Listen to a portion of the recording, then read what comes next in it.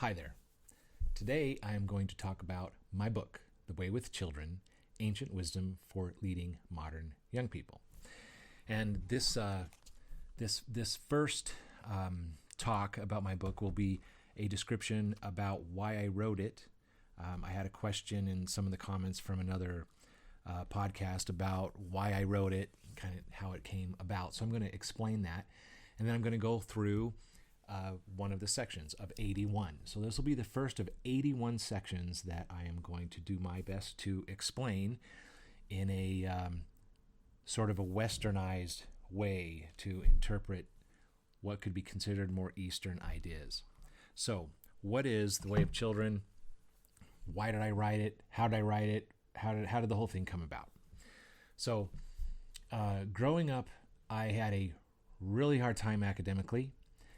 And I just didn't do well. I went to summer school after kindergarten, first grade, second grade, third grade, repeated the third grade, just struggled the whole time, including reading books and doing book reports. And so my biggest struggle was math, but I struggled in English too.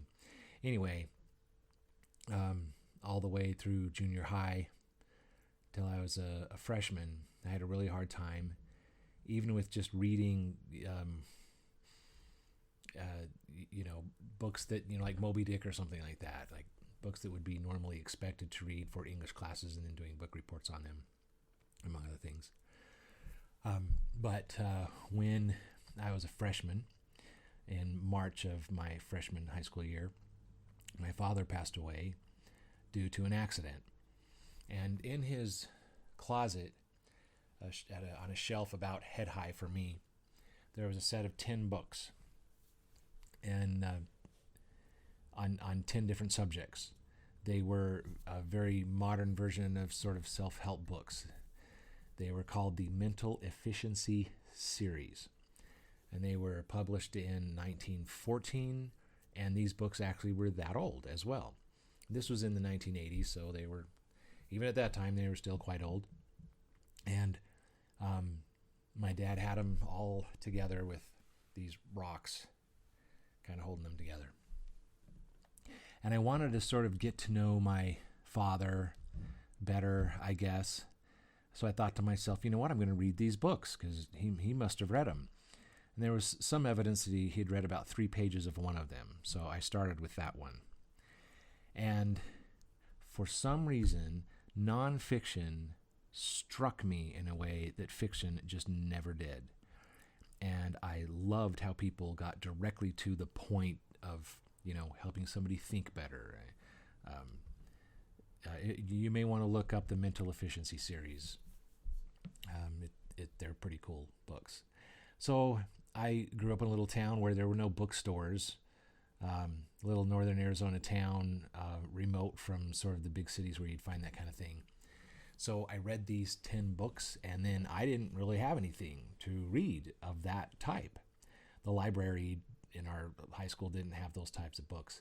So when our family took a trip down to Phoenix area, there was we had an opportunity to go to the mall, and the mall was connected to a bookstore. So I went in there and went to the philosophy section of the bookstore. And I just kind of was literally judging books by their covers, trying to figure out what might be a good book to read. One was called Pulling Your Own Strings by this guy who had written one other book and was just kind of barely getting to be known, by the name of Dr. Wayne Dyer. So I bought that book, and then a couple covers down from there was this really cool Chinese character, written in sort of a calligraphy kind of a way, and the name of the book was The Way of Life. I had no idea that I was looking at a translation of the Tao Te Ching, a transduction actually in this case, by Witterbiner. So, but I thought it was a cool looking book, so I grabbed it and we went home. I read Dyer's book, and then I read for the first time the Tao Te Ching. And it was, for me, it was mind-blowing. I had never read anything like that. We were studying the New Testament at the time in seminary, and Paul's writings. Paul sometimes writes sort of ethereally, and I saw some similarities between some of the principles that were brought up by Paul in the New Testament and this guy Lao Tzu that lived at 600 BC in China. And I remember being fascinated that there were principles that were similar enough from different time frames, from different people and cultures, that how could that be? How could such similar ideas sort of been brought about by people from such disparate times and cultures and belief systems? And it just struck me that, there's probably true stuff out there. Kind of motivated me to want to find more of it. So, anyway, as I was reading this particular version of the Tao Te Ching, I discovered that Witterbiner actually had taken the extant versions of the Tao Te Ching at his time and had just written his own version in a way that sounded better in the English language. He wasn't a student of Chinese or anything like that. He didn't translate it straight from Chinese. And I thought that was interesting. That's a thing. Somebody could do that. Well, his version actually did sound... It rolled off the tongue better in the English language. And it was very influential to me. And so I thought that was cool. So in my sophomore year in high school, I bought 6 or 7 other translations of the Tao Te Ching. Now that I knew that there was, that his was only one of many. And I would do like comparative studies, And the Tao Te Ching is not translated the same every time. A lot of things are similar, but I guess the translator might see things differently than another one and just kind of put their own little spin on it, or they interpret that character differently than somebody else interprets that character. Even Spanish to English, you don't get, even though they're very similar languages, you don't get a perfectly clean translation of the meaning. So a language like Chinese into English is even more difficult. So a lot of people have made translations of the Tao Te Ching.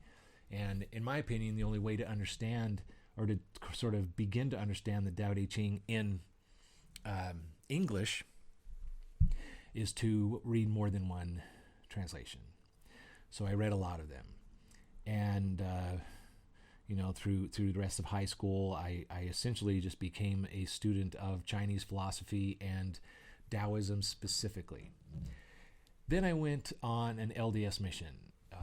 So if you don't know what that is, it basically, you have a particular belief system and you're at a particular place in the world doing your best to share that message with other people. Those who like it, great. Those who don't, that's okay too. I did that for 2 years.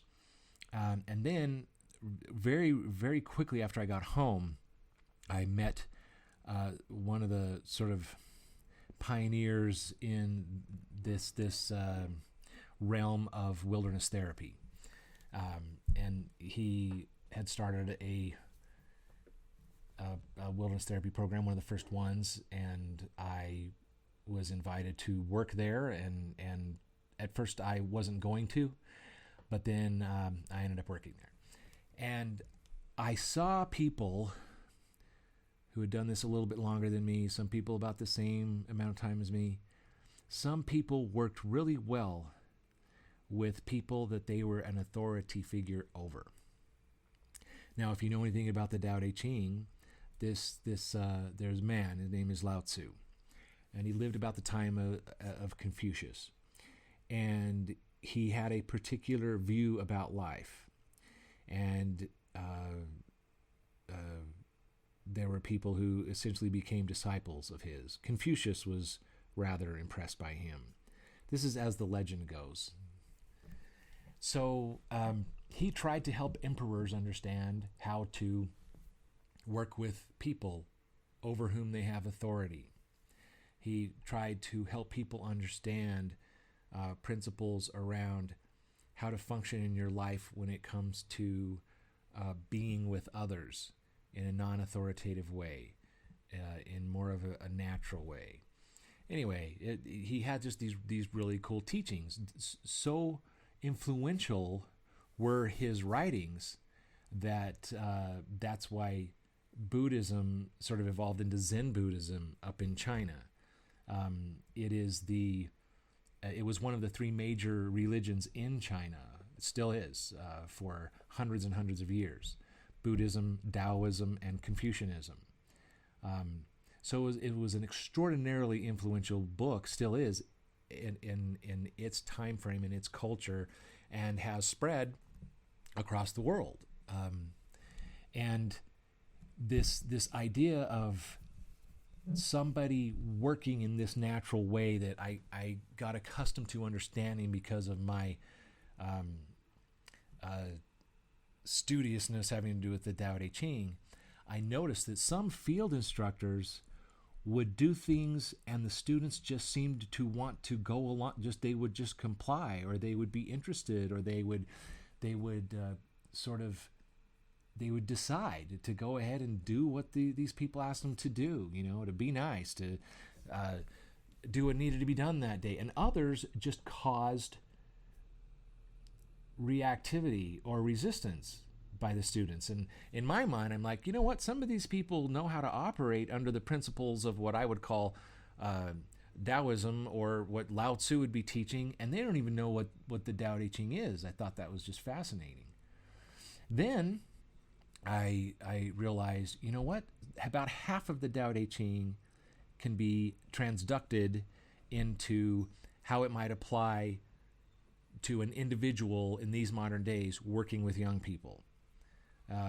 So I'm going to talk about transduction. It's what Witterbiner did that I just mentioned.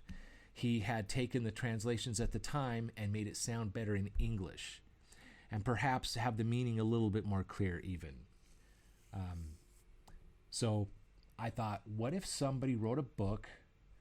They took the translations, or several translations of the Tao Te Ching, but made each section about a older person working with a younger person.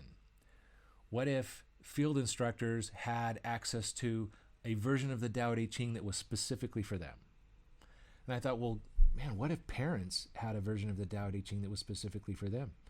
Coaches, line staff in treatment centers, anybody who works with kids. So I set about making that version. So my version of the Tao Te Ching, The Way with Children, is informed by my study of the Tao Te Ching and also my experience working with children, especially children who could be categorized as troubled, children who have oppositional defiance disorder, children who have reactive attachment disorder, children who suffer from trauma in their lives and need a lot of healing, children who are on the spectrum who need understanding. Take almost any kind of child, and in my opinion, the principles that are illuminated to all of us in the Tao Te Ching apply in regards to working with those children. And then obviously children who are maybe more typical behaviorally, it applies to them too. So I didn't do the transduction in order. I didn't start with the first poem and just kind of go through 81. It popped around a little bit, and I started a long time ago. It took me altogether about 21 years to finish the book from the time I'd started it.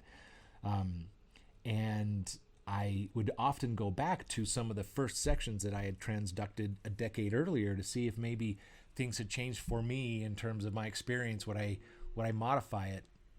And I haven't modified a single word. It all just seemed to land right at the time that it landed. I guess I should explain what I mean by that. So I would take 17, 18, 19, 20, no less than 17 translations from different eras of when the Tao Te Ching was translated, including Witterbiner's transduction, and I would try to absorb the meaning of a couple lines in a section, and then try to turn that into as it would apply to a modern person working with a modern child. And there would come a feeling for me that I knew when it was done. I knew that I got it. This is one of my goals was that if somebody had gone to Lao Tzu and said, sort of were able to show him what this time frame that we're living in now looked like, and said, could you please redo your book to fit adults working with kids at that time in the future, that he would write that. So that was my goal. I'm actually quite happy with it. Having said that, it is kind of difficult to understand, especially for our culture. So I wanted to, which I'm going to now, work through each section and explain it a little bit, try to make it, I guess you could say, more accessible to all of us. I'm going to do one section. It won't be the first section in the book. I believe it's the 48th section. So if you have a translation of the Tao Te Ching, you go to the 48th section and compare it to what I'm going to be doing here. That's going to be in the it's going to be a separate podcast from this one, but it's going to be connected. There's going to be 2 or 3 that are sort of for general public, and then the rest of them are going to be made available through a subscription. So I'm going to be talking about alternatives, the section in The Way with Children, that has to do with a concept of unlearning. See you then.